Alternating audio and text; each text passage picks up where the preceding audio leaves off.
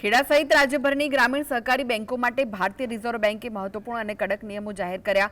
RBI દ્વારા રાજ્ય સહકારી બેંકો અને જિલ્લા મધ્યસ્થ સહકારી બેંકોના ગવર્નન્સમાં મોટો ફેરફાર કરવામાં આવ્યો। નવા નિયમો મુજબ ડિરેક્ટરોના કાર્યકાળ અને પુનઃનિયુક્તિ પ્રક્રિયા વધુ કડક બનાવવામાં આવી છે, જેથી રાજીનામું આપી ફરી સત્તા પર ગોઠવાઈ જવાની પદ્ધતિ પર રોક લાગશે। આરબીઆઈનું માનવું છે કે આ નિર્ણયથી સહકારી બેન્કિંગ ક્ષેત્રમાં પારદર્શિતા વધશે અને મેનેજમેન્ટના દુરુપયોગને અટકાવી શકાશે। સાથે જ એનપીએ ઘટાડવામાં પણ મદદ મળશે તેવી આશા વ્યક્ત કરાઈ રહી છે। કરવા પાછળનું મૂળ કારણ ડિપોઝિટની સલામતી અને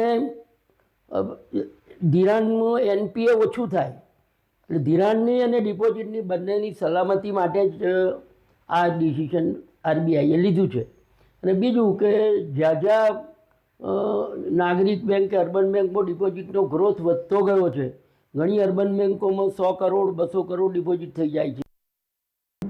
કાયમ વારંવાર ચૂંટાય એ એમની મનમાની કરતા હોય, ધિરાણ જેને વસૂલાત આપી શકે એવા હોય એને આપવું જ જોઈએ, એમાં ના હોય।